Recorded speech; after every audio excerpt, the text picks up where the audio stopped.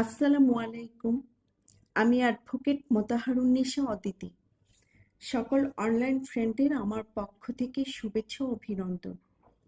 বেশ কিছুদিন ধরে আমার ইনবক্সে অনেকেই নক করছেন কিছু আইনের খুঁটিনাটি ব্যাপার জানার জন্য। আপনাদের অনুরোধের প্রেক্ষিতে আজ মৃত ব্যক্তির সম্পত্তি নিয়ে ছোট্ট করে আলোচনা করব, যার নাম সাকসেশন সার্টিফিকেট বা ওয়ারিশ সার্টিফিকেট।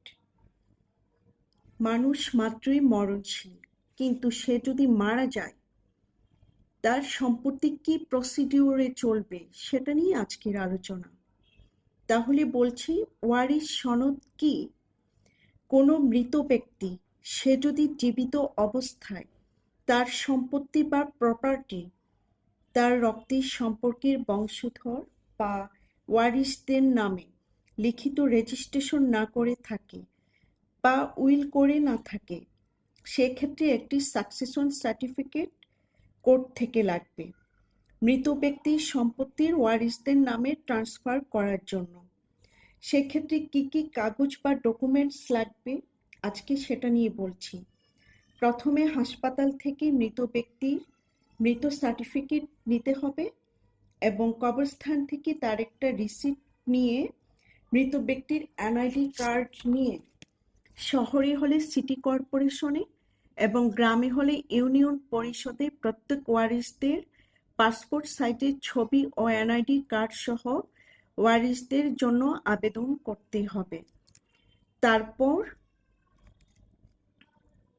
সিটি কর্পোরেশন বা ইউনিয়ন পরিষদ থেকে ওয়ারিশ সনদ নিয়ে সাথে মৃত ব্যক্তির মৃত সার্টিফিকেট, কবরের রিসিট এবং প্রত্যেক ওয়ারিশদের পাসপোর্ট সাইজের ছবি, এনআইডি কার্ড দিয়ে এবং মৃত ব্যক্তির প্রপার্টি ডকুমেন্টস বা ব্যাংক স্টেটমেন্টের কপি দিয়ে আইনজীবীর মাধ্যমে কোর্টে একটি সাকসেশন মামলা দায়ের করতে হবে।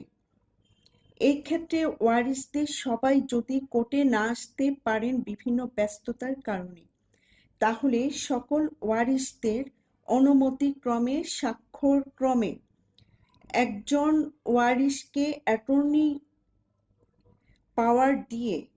পাওয়ার অফ অ্যাটর্নি করে মামলা চালানো যাবে। এভাবেই পেতে পারেন আপনাদের সাকসেশন সার্টিফিকেট। এই সাকসেশন সার্টিফিকেট লিগ্যাল ওয়ে অনেক কাজে লাগে। ধন্যবাদ।